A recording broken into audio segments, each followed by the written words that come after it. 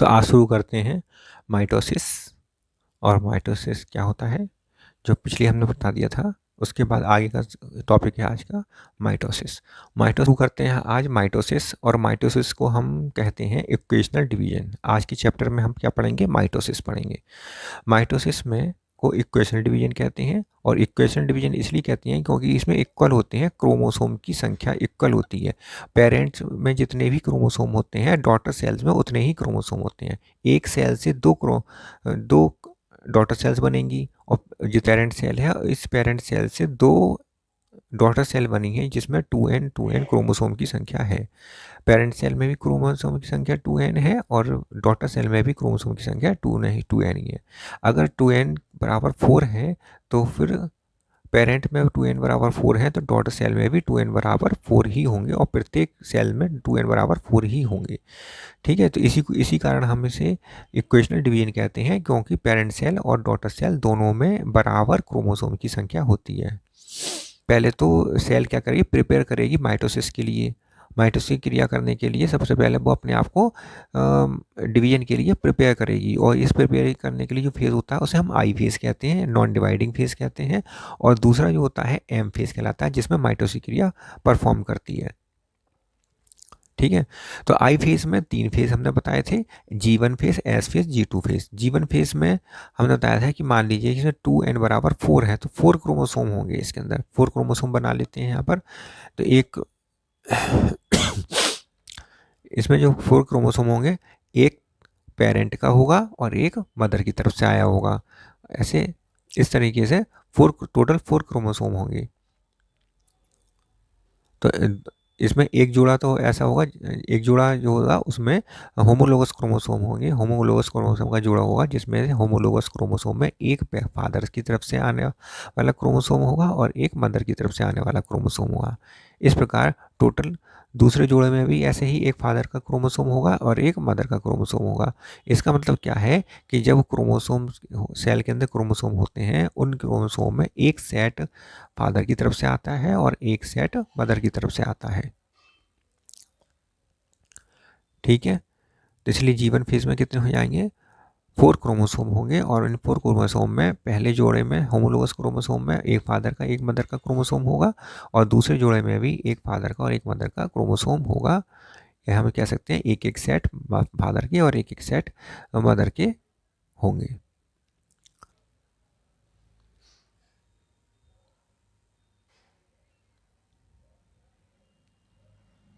अब हम सबसे पहले ये देख लेते हैं कि क्रोमोसोम की में जो जीवन फेस है, इसमें जो क्रोमोसोम नहीं होते, बल्कि क्रोमोसोम की जो क्रोमोसोम तो एक डेंस स्ट्रक्चर है, डेंस स्ट्रक्चर होता है। जबकि यहाँ पर क्या है कि क्रोमेटिन पाए जाते हैं, पतले धागे के रूप में होते हैं, इसे हम क्रोमेटिन कहते हैं। तो G1 फेस में क्रोमेटिन होते हैं, एस फेस में क्रोमेटिन होता है, G2 फेस में भी क्रोमेटिन होगा, प्रो फेस में भी क्रोमेटिन होता है, जो लेस डेंस होता है। ठीक है, मेटाफेज में डेंस क्रोमेटिन होते हैं, अर्थात क्या है कि इसमें हम क्रोमोसोम कहते हैं। यहाँ क्रोमेटिन नहीं कहेंगे मेटाफेज में, और एनाफेज में क्रोमेटिन नहीं कहेंगे, यहाँ पर क्रोमोसोम कहा जाता है। और जबकि एनाफेज के बाद टीलोफेज में ये पुनः अधिक अधिक लेस डेंस हो जाएगा, या शॉर्ट डेंस हो जाएगा, तो जिसके कारण क्या पतले धागे के समान हो जाएगा। इसलिए एनाफेज टीलोफेज में भी क्रोमेटिन पाया जाता है। क्रोमोसोम हमें यहाँ देखने को मिलेगा केवल मेटाफेज और एनाफेज, दो ही फेज में हमें क्रोमोसोम देखने को मिलेगा। इसके अतिरिक्त कहीं पर भी हमें क्रोमोसोम देखने को नहीं मिलता है, बल्कि क्रोमेटिन देखने को मिलता है। जीवन फेज में जो हमने बताया 2n बराबर 4 क्रोमोसोम, ये किताबों में लिखा होता है क्रोमोसोम, जबकि यहाँ पर क्रोमोसोम नहीं होता बल्कि क्रोमेटिन होते हैं। ठीक है, अब हम स्ट्रक्चर देख लेते हैं। यहाँ पर किताबों में तो सब जगह लिखा होता है कि जीवन फेज में क्रोमोसोम भी लिखा होगा, एस फेज में भी क्रोमोसोम नाम ही दिया जाता है, G2 फेज में भी, प्रो फेज में भी, मेटा फेज में, एना फेज और टीलो फेज, तीनों में सब जगह। एम फेज में 4 फेज होते हैं, प्रो फेज, मेटा फेज और एना फेज, टीलो फेज। ठीक है, और इंटरफेस में आई फेज में 3 फेज होते हैं, G1 phase, S phase, G2 phase. ये पक्की तरह से याद कर लेना। अब G1 फेज में अगर हम मान लीजिए 4 क्रोमोसोम ले रहे हैं, 2n बराबर 4 ले रहे हैं, तो अगर G1 फेज में हमें क्या होगा कि 2 जोड़े बनेंगे। एक जो होमोलोगस जोड़े में एक फादर का और एक मदर का क्रोमोसोम होगा या क्रोमेटिन होगा, और दूसरे जोड़े में भी इसी प्रकार एक फादर का और एक मदर का सेट होगा। ठीक है, तो हम इस समय बात करते हैं आई फेज के बारे में। आई फेज में जीवन और एस फेज और G2 फेज के बारे में हम बात कर लेते हैं।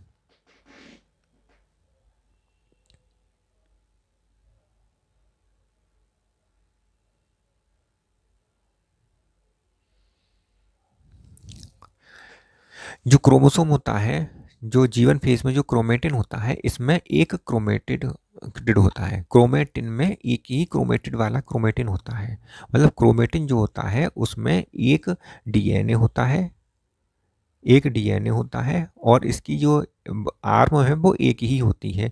इसका मतलब आर्म एक होती है, इसका मतलब क्या है, एक क्रोमेटिड होता है। एक क्रोमेटिन में एक क्रोमेटिड होता है जीवन फेज में। ठीक है, तो और इसके अंदर जो डीएनए होता है, टोटल डीएनए की जो अमाउंट है वो 2C कहलाता है। जीवन फेज में टोटल क्रोमेटिन के अंदर टोटल डीएनए का अमाउंट 2C कहलाता है।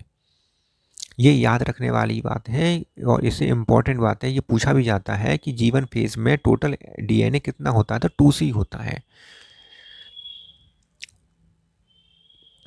कितना होगा, 2C होगा। ठीक है, यहाँ तक समझ में आ रहा है। क्रोमेटिन एक क्रोमेटिड वाला होगा, और इसके अंदर पाए जाने वाला डीएनए, टोटल डीएनए 2C कहलाता है। एक क्रोमेटिन में एक क्रोमेटिड होता है, एक क्रोमेटिन में एक क्रोमेटिड होता है।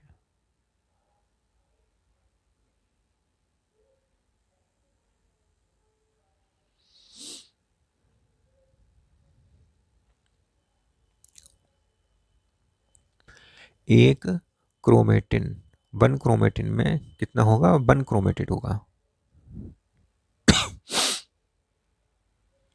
केवल एक ही क्रोमेटिड होता है। और डीएनए कैसा होता है, डबल स्टैंडर्ड डीएनए होता है, लीनियर डबल स्टैंडर्ड डीएनए होता है। हम ह्यूमन की बात कर रहे हैं। ह्यूमन का पिछले चैप्टर में हमने, पिछली क्लास में ह्यूमन के बारे में बात करना शुरू किया था कि ह्यूमन की जो साइकिल होती है, सेल साइकिल, वो 24 घंटे की होती है। तो इसमें जो डीएनए होता है वो डबल स्टैंडर्ड डीएनए होता है, और टोटल अमाउंट इसका हमें 2C कहलाता है। एक क्रोमेटिन में एक क्रोमेटिड पाया जाता है। क्रोमेटिन की संख्या एक होती है, या क्रोमेटिड, एक क्रोमेटिड की संख्या कितनी होगी, एक होगी। एक क्रोमेटिन में एक क्रोमेटिड होता है। अब यहाँ डायग्राम बना देते हैं।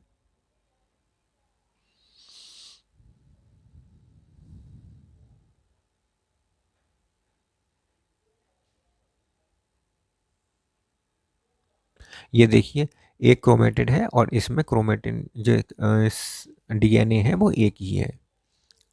ठीक है, एस फेज में क्या होता है कि एस फेज में डीएनए का रेप्लिकेट कर जाता है और डबल हो जाती हैं।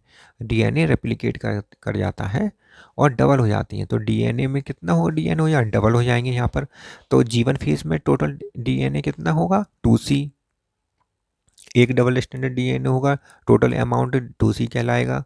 और जबकि एस फेज में डीएनए रेप्लिकेट कर कर 2 डीएनए बना लेता है, और 2 डबल स्टैंडर्ड डीएनए होते हैं, और इसके बाद फिर इसमें स्प्लिटिंग हो जाती है। इस क्रोमेटिड में स्प्लिटिंग होकर ये 2 क्रोमेटिड बन जाते हैं, और प्रत्येक क्रोमेटिड में एक एक डीएनए पहुंच जाता है।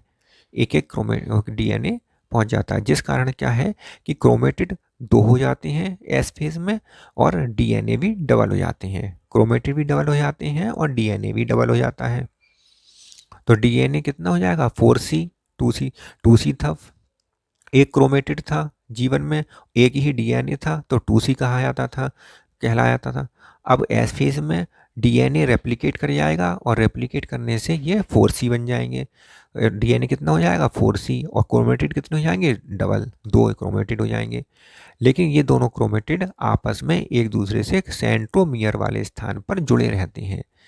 दोनों आपस में एक दूसरे से कहाँ जुड़े रहेंगे, सेंट्रोमियर वाले स्थान पर जुड़े रहेंगे। इसलिए हम कहेंगे कि क्रोमोसोम तो एक है, क्रोमेटिन, यहाँ पर क्रोमेटिन है तो क्रोमेटिन तो एक ही है, उसमें एक ही सेंट्रोमियर है, लेकिन क्रोमेटिड की संख्या डबल है और डीएनए की संख्या भी डबल है। तो एस फेज में कैसे बनेगा डायग्राम, यहाँ बना देते हैं। एस फेज में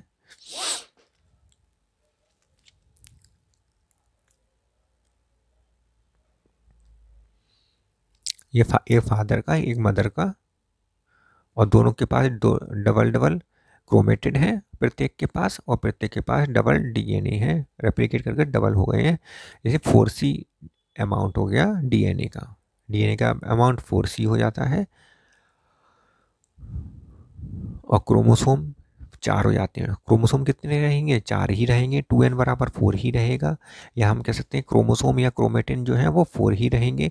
क्रोमेटिड की संख्या डबल हो जाएगी, क्योंकि यहाँ पर क्रोमेटिड कितने हो जाएंगे, डबल हो जाती हैं, तो 8 क्रोमेटिड की संख्या कितनी हो जाएगी, 8 क्रोमेटिड हो जाएंगे।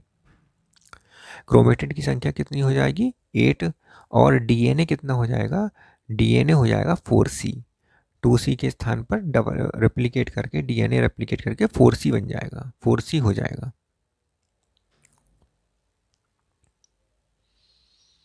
तो यहाँ पर तो क्रोमेटिन ही होता है, लेकिन कभी कभी जो किताबों में हमें क्या मिलेगा, क्रोमेटिन की जगह क्रोमोसोम नाम लिखा होगा, तो आप कंफ्यूज ना करें। क्रोमोसोम भी कहते हैं इसे, क्रोमेटिन भी कहते हैं। रियली ये क्रोमेटिन ही है, क्योंकि पतला है, डेंस नहीं है ये, इसलिए क्रोमेटिन ही कहा जाता है। लेकिन किताबों में क्रोमोसोम लिखा होगा तो आप इसे क्रोमोसोम भी पढ़ सकते हैं। ठीक है, तो क्रोमेटिन, तो एस G1 फेज में टोटल डीएनए 2C, और एस फेज में टोटल डीएनए कितना होगा, 4C, और क्रोमेटिन की संख्या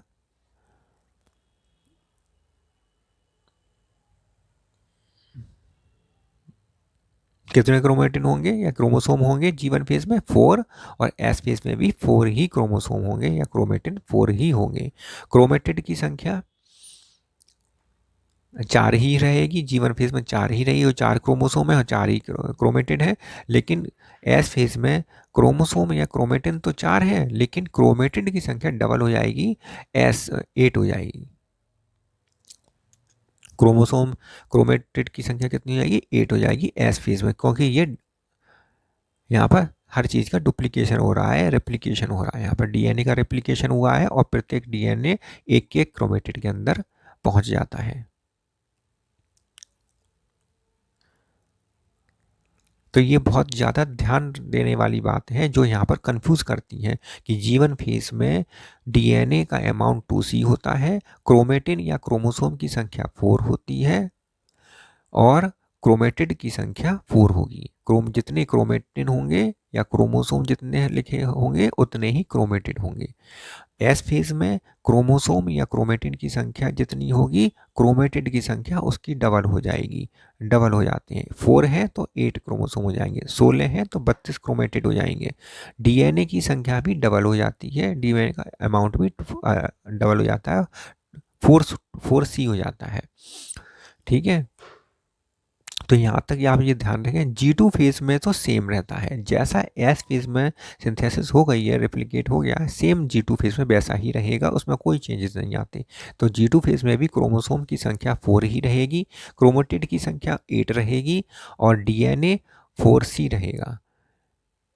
और इसमें क्या होता है कि जो चारों क्रोमोसोम है या क्रोमेटिन है, इसमें एक फादर का एक मदर का होमोलोगस क्रोमोसोम कहलाता है, और दूसरे में होमोलोगस क्रोमोसोम में भी एक फादर और एक मदर का होता है।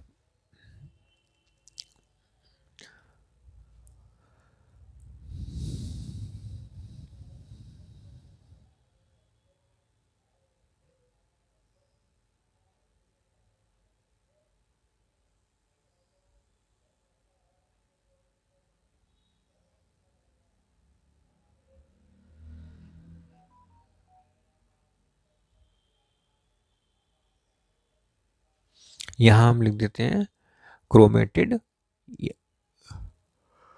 क्रोमेटिन क्रोमेटिन या क्रोमोसोम, तो क्रोमोसोम भी किताब में लिखा रहता है, क्रोमेटिन को तो क्रोमेटिन या क्रोमोसोम बराबर 4।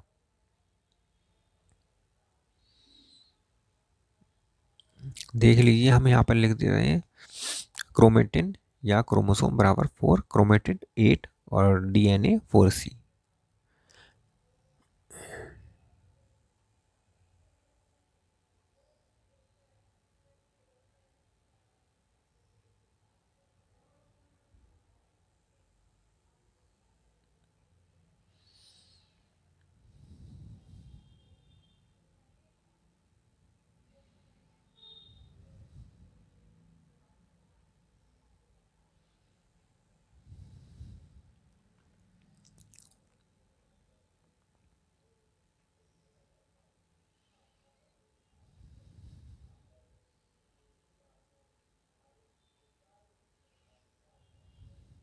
देख लीजिए इसको ये समझ में आ रहा है तो ठीक है। और सेंटोमियर की संख्या कितनी रहेगी? G1 फेज में एक ही सेंटोमियर रहेगा और S फेज में, G2 फेज में सभी में एक ही सेंटोमियर रहेगा। सेंटोमियर एक रहने की वजह से ही क्रोमेटिन की संख्या या क्रोमोसोम की संख्या सेम रहती है। G2 फेज में भी क्रोमोसोम की संख्या सेम रहेगी जैसे कि S फेज में है। क्रोमोसोम की संख्या में कोई चेंजेस नहीं आएगा, बस केवल क्रोमेटिन डबल हो जाएंगे। क्रोमोसोम की संख्या में कोई चेंजेस नहीं आएगा। क्रोमोसोम जितने हैं, मतलब क्रोमेटिन जितने हैं उतने ही रहेंगे। G1, S, G2 और S तीनों में क्रोमोसोम की संख्या में कोई चेंजेस नहीं होगा। अब ऐसे कि एक क्वेश्चन आता है, पेपर में पूछा भी जाता है, आ भी चुका है, ऑनियन रूट पर। ऑनियन रूट टिप्स में जो सेल्स हैं उनकी संख्या 2n बराबर 16 है।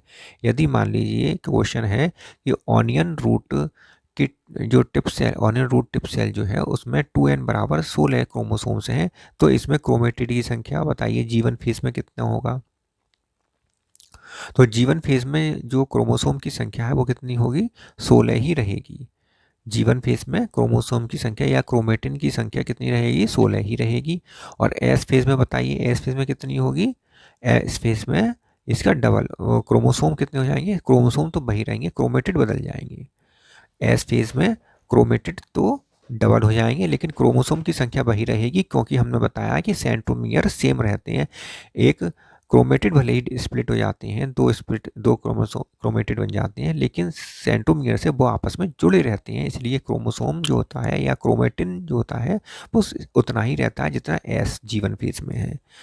तो यहाँ पर हम लिखेंगे G1 फेज में क्रोमेटिन की संख्या 16 होगी, या क्रोमोसोम या क्रोमेटिन की संख्या 16 होगी। S फेज में भी 16 ही होगी और G2 फेज में भी 16 ही रहेगी। इसके बाद हम देख लेते हैं क्रोमेटिड की संख्या। क्रोमेटिड की संख्या कितना होगा? क्रोमेटिड होगा 16। G1 फेज में कितना होगा? 16 होगा, क्योंकि इसमें एक ही क्रोमेटिड, एक क्रोमोसोम में एक ही क्रोमेटिड होता है, 16 रहेगा। S फेज में क्रोमेटिड की संख्या 32 और G2 फेज में S के समान 32 ही रहेगी क्रोमेटिड की संख्या। डीएनए की बात करते हैं तो डीएनए अमाउंट जो है G1 फेज में 2C रहेगा और S फेज में 4C और G2 फेज में भी 4C ही डीएनए अमाउंट रहेगा, क्योंकि रेप्लिकेट करने के बाद 4C हो जाता है, 2C का 4C हो जाएगा, डबल हो जाएगा। सेंट्रोमियर की बात करते हैं तो सेंट्रोमियर जितने क्रोमोसोम होंगे उतने ही सेंट्रोमियर होंगे, तो 16 क्रोमोसोम है प्रत्येक में, तो 16 सेंट्रोमियर की संख्या भी रहेगी। यहां तक समझ में आ रहा है? क्रोमेटिन G1 फेज में क्रोमेटिन 16, क्रोमेटिड 16 और सेंट्रोमियर भी 16, डीएनए अमाउंट 2C। और S फेज में 16, 32, क्रोमेटिड 32, डीएनए अमाउंट 4C और सेंट्रोमियर 16। अब हम देख लेते हैं कि it's phase number of chromatid and amount of DNA. S phase में क्या होगा कि S फेज में number of chromatid and amount of DNA double हो जाता है।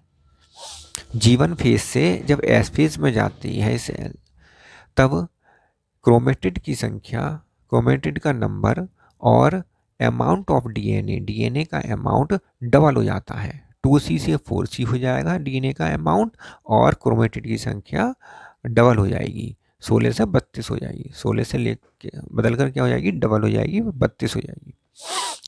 तो यहाँ पर इस प्रकार ये क्वेश्चन पूछा जाता है, पेपर में आ चुका है कि ऑनियन टू प्रोटीन में 16 क्रोमोसोम है, 2n बराबर 16 है, तो इसमें क्रोमेटिड कितने होंगे? डीएनए का अमाउंट कितना होगा एस फेज में, जी फेज में। तो ये सब क्वेश्चन पूछा जाता है, तो इम्पॉर्टेंट है कि इसे हम सर्किल कर देते हैं इम्पॉर्टेंट होने के कारण।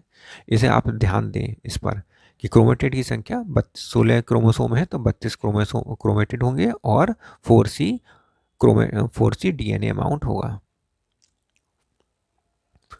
देख लीजिए इसको।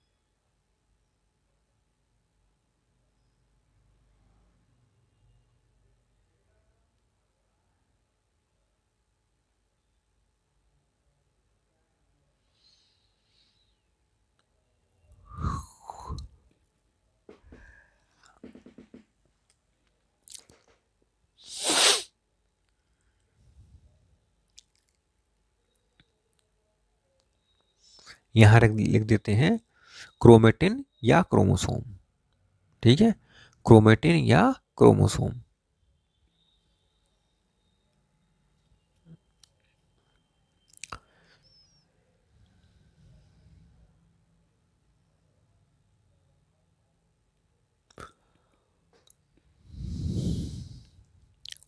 इसके बाद अब शुरू करते हैं एम फेज। यहाँ तक कि आपको बात सब समझ में आ गई। G1 फेज में, GS फेज में और G2 फेज में क्या होगा। इसके बाद आती है एम फेज, मतलब डिवाइडिंग फेज, जहाँ पर सेल का डिवीजन होगा। एम फेज में आता है, एम फेज को हम कहते हैं डिवीजन फेज भी कहते हैं। एम फेज को हम क्या कहेंगे, डिवीजन फेज भी कहते हैं। और इसमें सबसे पहले आएगा कैरियोकाइनेसिस।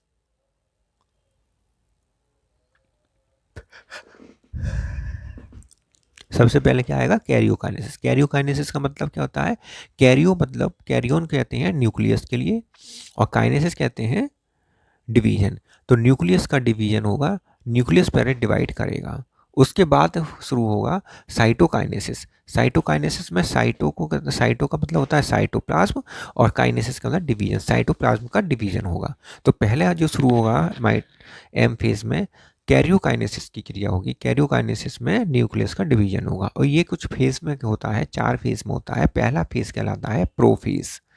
पहला फेज क्या कहलाएगा, प्रोफेज कहलाता है। प्रोफेज में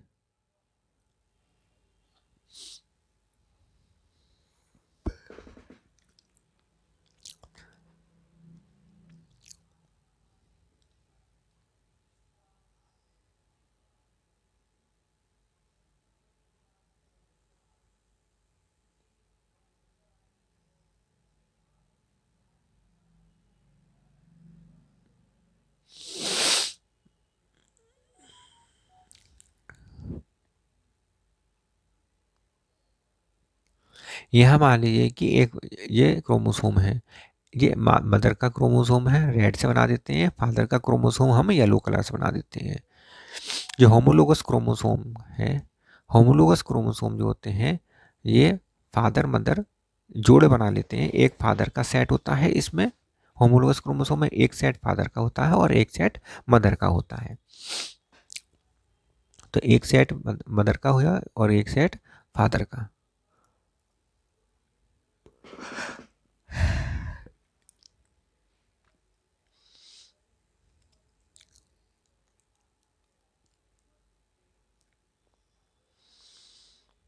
अब इसमें क्रोमोसोम का डुप्लीकेशन तो होगा। एस फेज में हमने और देखा था कि इसमें सेंट्रोसोम का भी डुप्लीकेशन होता है। सेंट्रोसोम का डुप्लीकेशन कहाँ पर होता है, सेंट्रोसोम का डुप्लीकेशन भी एस फेज में होता है। एक सेंट्रोसोम का डुप्लीकेशन होता है, इसमें जो सेंट्रियोल्स हैं, ये सेंट्रियोल्स डबल हो जाते हैं, सेंट्रोसोम डबल हो जाते हैं। तो इसके अंदर पाए जाने वाले जो सेंट्रियोल्स हैं, ये सेंट्रियोल भी सेंट्रोसोम आपस में डबल डबल हो जाते हैं, इनकी डबलिंग हो जाती है एस फेज में। सेंट्रोसोम डबल हो जाते हैं एस फेज में, और अर्ली फेज में ये डबल हो जाते हैं।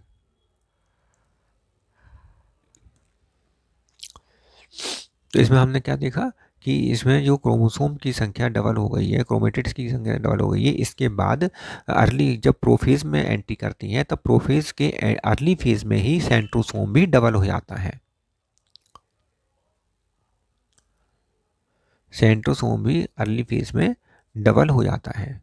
तो यहाँ अर्ली प्रोफेज में क्या होता है, क्रोमेटिन कंडेंस होने शुरू हो जाते हैं, कंडेंस नहीं हो पाते पूरे, स्टार्ट हो जाते हैं कंडेंस होने अर्ली फेज में।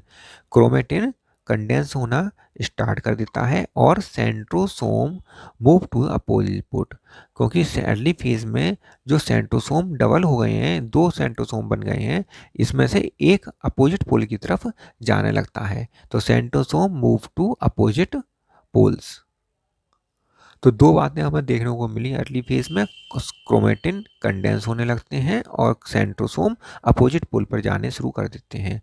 लेट फेज में क्या होता है कि डिसइंटीग्रेशन ऑफ न्यूक्लियर मेम्ब्रेन का डिसइंटीग्रेशन हो जाता है। न्यूक्लियर मेम्ब्रेन है, एंडोप्लाज्मिक रेटिकुलम है, ये सब क्या है, डिसइंटीग्रेट कर होने शुरू हो जाते हैं, नष्ट होने शुरू हो जाते हैं।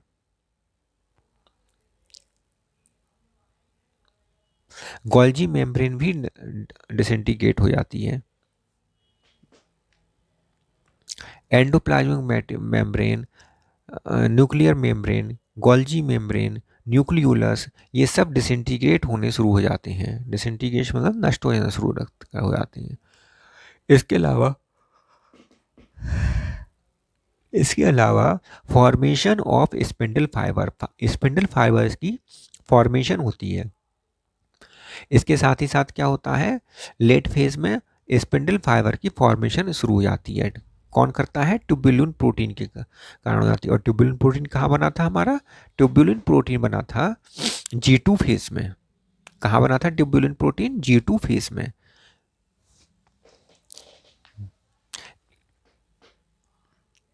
स्पिंडल फाइबर बनाने के लिए ये ट्यूबुलिन प्रोटीन की आवश्यकता होती है, ये हमें G2 फेज में इसकी फॉर्मेशन होती है। और इसी के कारण इसी ट्यूबुलिन प्रोटीन की सहायता से लेट फेज में फॉर्मेशन हो जाती है स्पिंडल फाइबर्स की। अब ये हम डायग्राम में क्या बना रहे हैं, ग्रीन कलर से स्पिंडल फाइबर बना रहे हैं। इसमें ये स्पिंडल फाइबर है जो आपस में अपोजिट पोल पर सेंट्रोसोम से अटैच हैं, दोनों सेंट्रोसोम से अटैच हैं। और ये सेंट्रोसोम से क्यों अटैच रहते हैं, किसके द्वारा, एस्टर के, वो सेंट्रोसोम में जो एस्टर रेज होती हैं उनसे यह अटैच रहते हैं। इसके बाद हम शुरू करेंगे मेटाफेज। इसके बाद प्रोफेज के बाद अगले जो फेज आती है उसे हम कहते हैं मेटाफेज।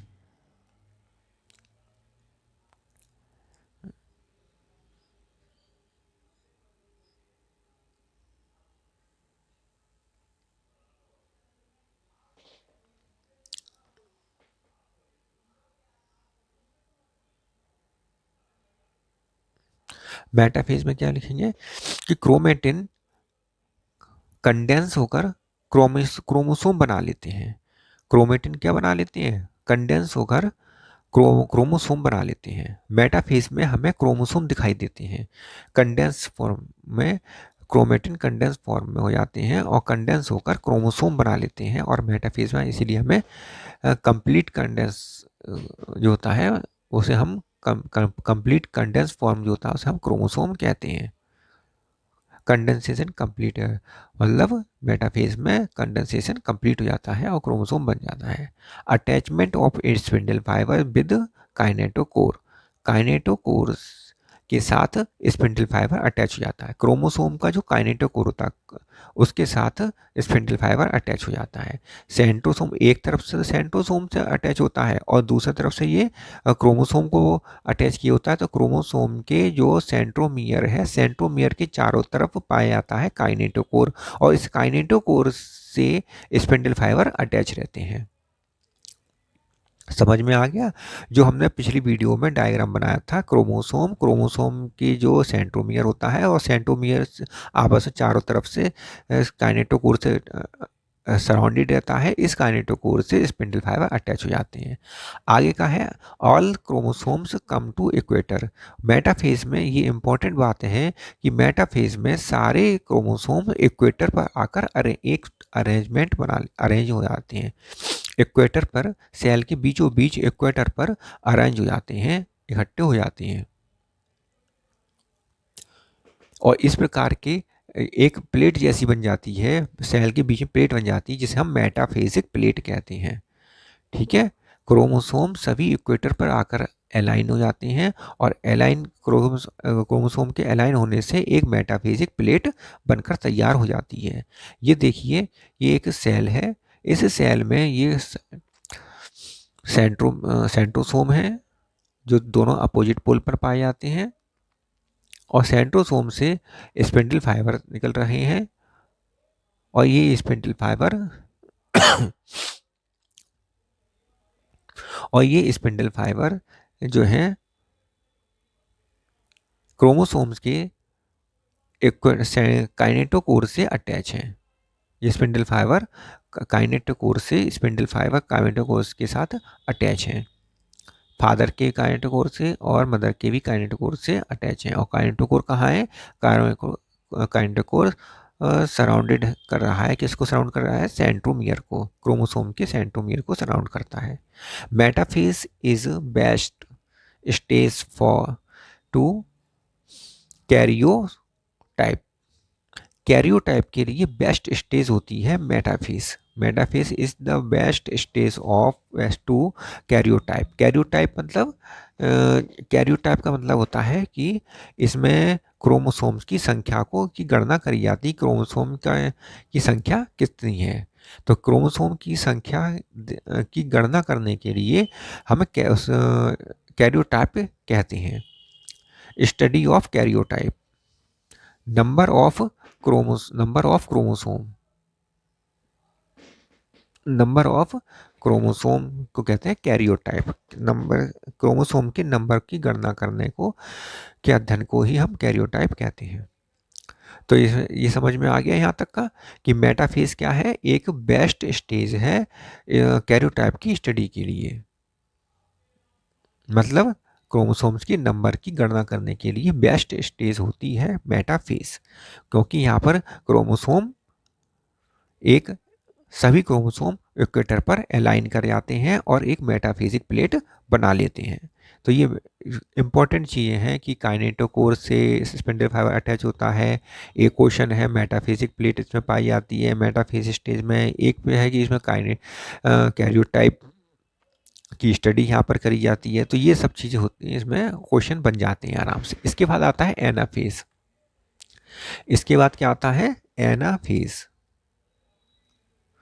एनाफेज कैसी फेज है? ये शॉर्टेस्ट फेज है। लॉन्गेस्ट फेज प्रोफेज है और एनाफेज शॉर्टेस्ट फेज है। ऐसी कैसी फेज है? सबसे छोटी फेज है, बहुत जल्दी खत्म हो जाती है ये।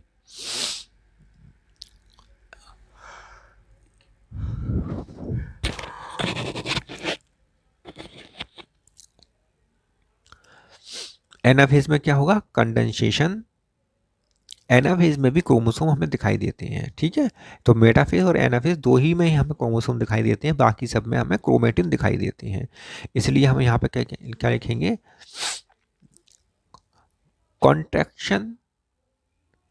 कॉन्ट्रैक्शन ऑफ एनाफेज में क्या होता है? स्पिंडल फाइबर का कॉन्ट्रैक्शन होता है। जब स्पिंडल फाइबर कॉन्ट्रैक्ट करते हैं तब ये क्रोमोसोम्स अपोजिट पोल की तरफ भागना शुरू कर देते हैं या मूव करना शुरू कर देते हैं, क्योंकि स्पिंडल फाइबर से अटैच हैं और स्पिंडल फाइबर मूव कर रहे हैं, कांटेक्ट कर रहे हैं। तो क्रोमोसोम भी भागे एक दूसरे अपोजिट डायरेक्शन में भागेंगे। लेकिन ये अपोजिट डायरेक्शन में दोनों तरह से डायरेक्शन से स्पिंडल फाइबर जुड़े हुए हैं। जैसे ही वो कांटेक्ट करना शुरू करते हैं तो दोनों जो क्रोमेटिड हैं, क्रोमोसोम के जो दोनों क्रोमेटिड हैं, वो आपस में एक दूसरे से कैसे क्या हो जाएंगे, स्प्लिट कर जाते हैं। तो contraction of the spindle fibre से क्या होगा, splitting of chromomere centromere, centromere का स्प्लिटिंग हो जाएगी। क्रोमोसोम जो आपस में क्रोमेटिड जुड़े हुए हैं वो सेंट्रोमियर पर जुड़े हुए हैं, और सेंट्रोमियर से ही स्पिंडल फाइबर जुड़ा हुआ है, स्पिंडल फाइबर कांटेक्ट कर रहा है तो सेंट्रोमियर कैसा हो जाएगा, स्प्लिट कर जाएगा, अलग अलग हो जाएगा। मूव ऑफ सिस्टर क्रोमेटिड, अब ये जो सिस्टर क्रोमेटिड हैं वो आपस में अपोजिट पोल की तरफ मूव करने शुरू कर देते हैं।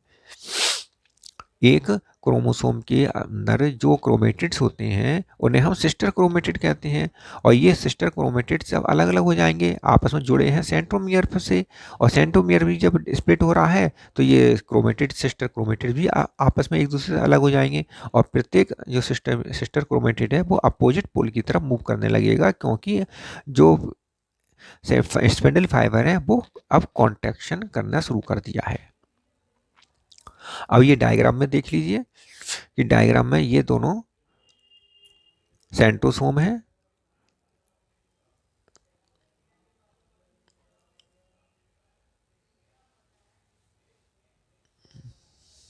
ये फादर के क्रोमोसोम के क्रोमेटिड्स हैं, और ये मदर की क्रोमेटिड्स हैं जो आपस में एक दूसरे से अलग हो चुके हैं। एनाफेज में तो अलग हो चुके हैं क्योंकि स्पिंडल फाइबर में कॉन्ट्रैक्शन हो गया है, जिस कारण सेंट्रोमियर में स्प्लिटिंग हो गई है, और सेंट्रोमियर स्प्लिट के कारण सभी क्रोमेटिड्स सिस्टर क्रोमेटिड्स एक दूसरे से अलग हो गए हैं और ये अपोजिट पोल की तरफ मूव करना शुरू कर दिए हैं। ठीक है, तो अपोजिट पोल की तरफ मूव करना शुरू कर दिए हैं, इसी कारण हमने इसे इक्वेटर पर दूर दूर आपस में एक दूसरे से बनाया है। अब इस जगह पर आप देखिए कि जीवन फेज में कितने क्रोमोसोम थे, जीवन भर में कितने क्रोमेटिन थे, क्रोमेटिड कितने थे, एक था। एस फेज में क्रोमेटिड कितने, दो थे। G2 फेज में कितने थे, दो थे, और डबल हो गए थे। अब प्रो फेज में भी उतने ही थे, लेकिन मेटा फेज में भी उतने ही थे।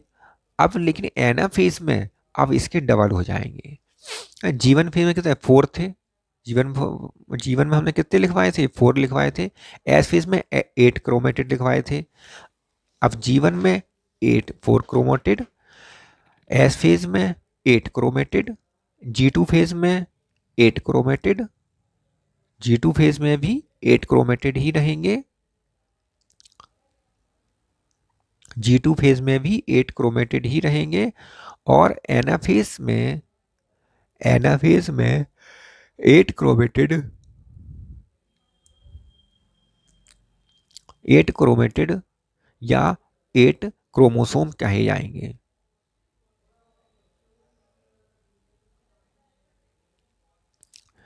एनाफेज में चूंकि स्प्लिटिंग हो गई है सेंट्रोमियर की, तो प्रत्येक क्रोमेटिड एक क्रोमोसोम कहा जाएगा, तो इसलिए एनाफेज में भी क्रोमेटिड की संख्या 8 ही रहेगी, लेकिन या हम कह सकते हैं क्रोमोसोम 8 हो जाएंगे, जबकि अभी तक क्रोमोसोम कितने थे, 4 थे। 4 क्रोमोसोम थे, लेकिन अब क्रोमोसोम की संख्या डबल हो जाएगी, एनाफेज में 8 क्रोमोसोम हो जाएंगे, क्योंकि क्रोमेटिड स्प्लिट कर गए हैं। पहले क्रोमेटिड जुड़े हुए थे, सेंट्रोमियर पर जुड़े हुए थे, और क्रोमोसोम की संख्या 4 थी, लेकिन अब यही क्रोमेटिड्स स्प्लिट कर गए, सेंट्रोमियर पर स्प्लिट कर गए, सेंट्रोमियर स्प्लिट कर गए, और प्रत्येक क्रोमेटिड सिस्टर क्रोमेटिड अलग अलग हो गए। इस कारण क्या है कि 4 क्रोमोसोम अब बदलकर अब 8 क्रोमोसोम, एनाफेज में 8 क्रोमोसोम बन गए।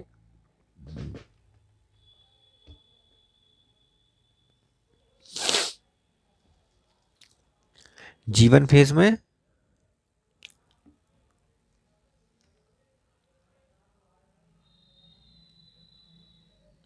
अब प्रत्येक को अगर क्रोमोसोम कहेंगे, अगर हम इस क्रोमेटिड किए गए वो क्रोमोसोम कहेंगे, क्रोमोसोम की संख्या देखते हैं तो जीवन फेज में कितने थे, 4 क्रोमोसोम थे।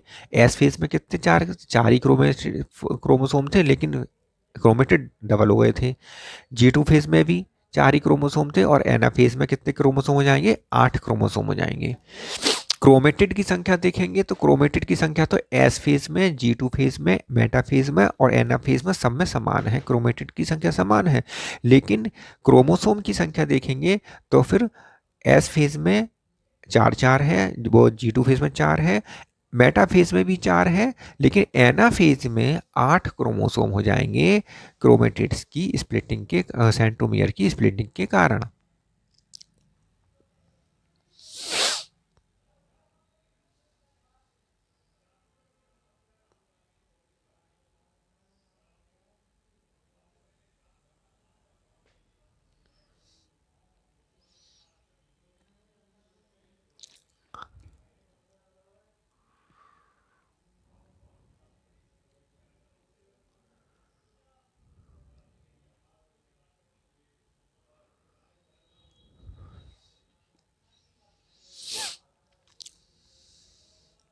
और इसमें क्या लिखा है, देखो नोट करके हमने लिख दिया है, number of chromosomes and centromere double. अब यहाँ पर एनाफेज में क्या हो जाएगा कि क्रोमोसोम के नंबर भी डबल हो जाएंगे और सेंट्रोमियर के भी नंबर डबल हो जाएंगे, क्योंकि सेंट्रोमियर स्प्लिट करके डबल हो गए और क्रोमेटिड अलग अलग हो गए, इसलिए क्रोमोसोम की संख्या डबल हो गई। क्रोमेटिड के अलग होने से क्रोमोसोम की संख्या डबल हुई और सेंट्रोमियर की स्प्लिट होने से सेंट्रोमियर की संख्या डबल हो गई। ठीक है, तो क्रोमोसोम भी डबल हो जाएंगे और सेंट्रोमियर भी डबल हो जाएगा। इसके बाद आता है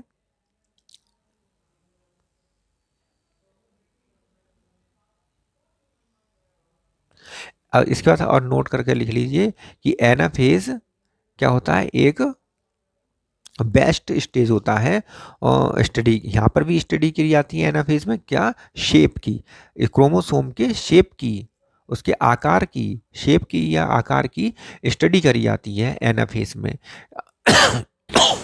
इसलिए क्या होता है कि anaphase is the best stage of study of the shape of chromosome. Chromosome के शेप की स्टडी करी जाती है। अब यहाँ पर हम देख लेते हैं किस प्रकार के क्रोमोसोम होते हैं, उनका शेप क्या हो जाता है एनाफेज में। यदि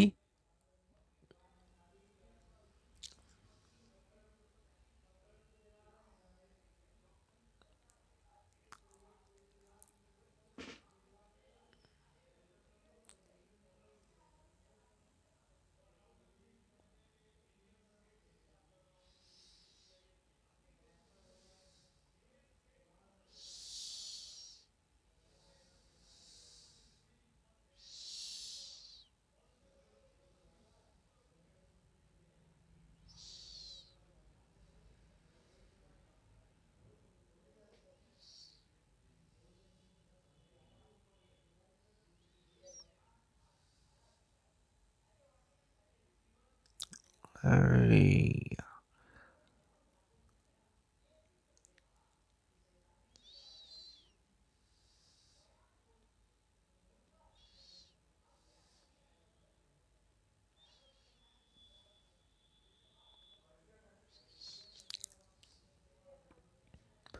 तो इसमें क्या होगा कि एनाफेज वो में जो स्ट्रक्चर होंगे, शेप होगा, वो क्या क्या होगा, मेटाफेज में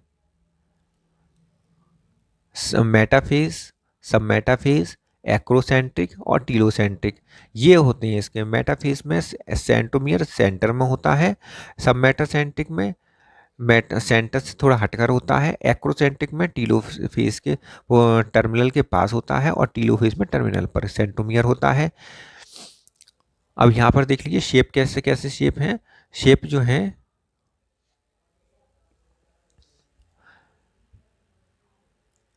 इस तरह से हम जो बना देते हैं कि इस तरह से ये यहाँ पर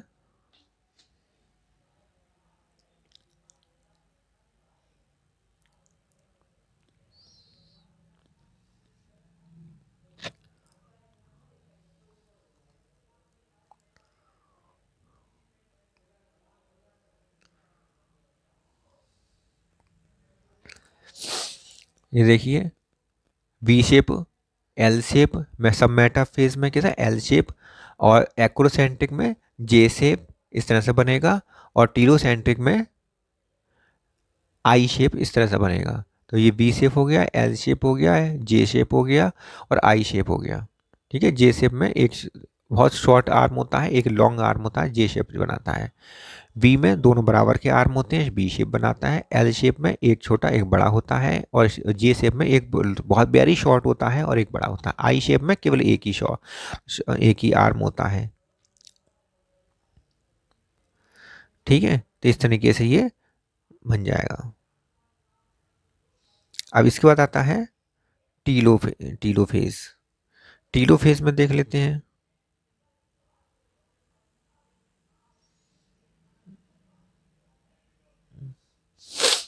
टीलोफेज में क्या होगा, ये डायग्राम बना लेते हैं। टीलोफेज में क्या होगा कि जो क्रोमोसोम है वो अपोजिट पोल पर पहुंच चुके होंगे। ठीक है, तो मान लीजिए कि ये स्ट्रक्चर है।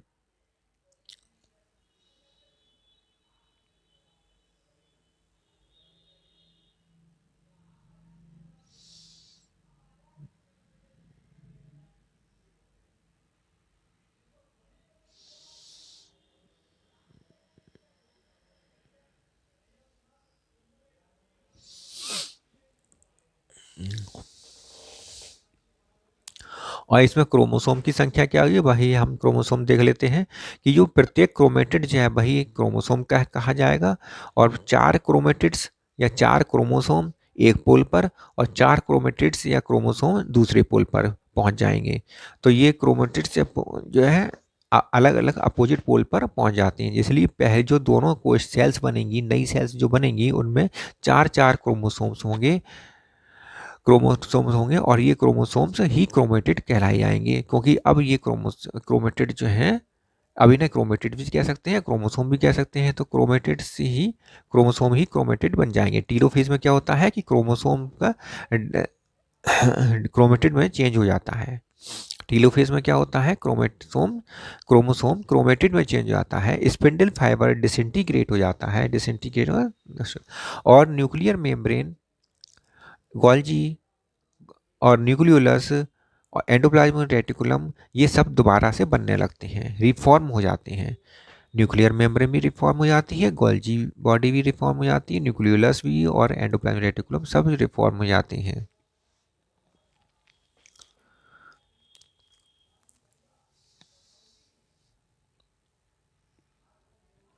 न्यूक्लियर डिवीजन,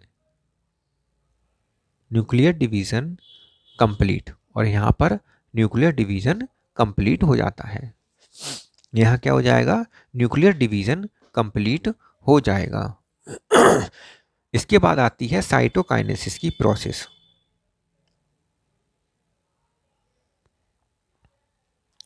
इसके बाद क्या आएगा, साइटोकाइनेसिस की प्रोसेस आएगी।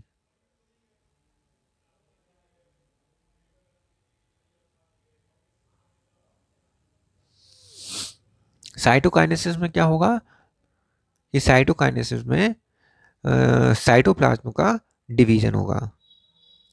तो साइटोकाइनेसिस में साइटोप्लाज्म डिवीजन किस प्रकार होगा,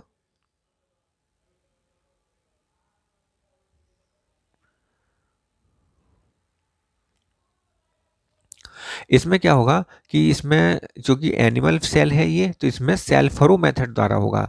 सेल्फरो मेथड में क्या होता है, सेल्फरो मेथड में क्या सेंट्रीपिटल होता है। इसमें क्या होता है, सेंट्रीपिटल में बाहर से जो प्लाज्मा मेम्ब्रेन है अंदर की तरफ इन्वेजिनेशन होता है, धंसती चली जाती है, और अंत में ये आपस में मिल जाती है, और इस प्रकार दो सेल्स की डिवीजन, दो साइटोप्लाज्म का डिवीजन हो जाता है। एनिमल सेल में सेल फरो मेथड द्वारा सेल डिवीजन होता है, और प्लांट में सेल प्लेट मेथड द्वारा सेल डिवीजन होता है।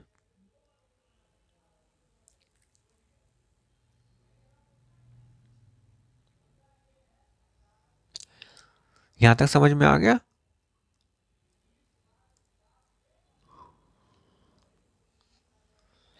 टू डॉटर सेल, जो दो डॉटर सेल्स हैं ये इसमें बन जाती हैं। तो इसमें कितनी बन जाएंगी, दो डॉटर सेल्स बन जाएंगी। एक सेल से दो डॉटर सेल्स बन जाएंगी, और पहली सेल में भी, पेरेंट सेल में भी 2n बराबर 4 था, यहाँ पर भी 2n बराबर 4 ही क्रोमोसोम्स की संख्या होगी। Two two daughter cells form. ठीक है, तो यहाँ तक का समझ में आ गया कि क्रोमोसोम की संख्या समान है, इसीलिए हम इसको हम क्या कहते हैं, इक्वेशनल डिवीजन।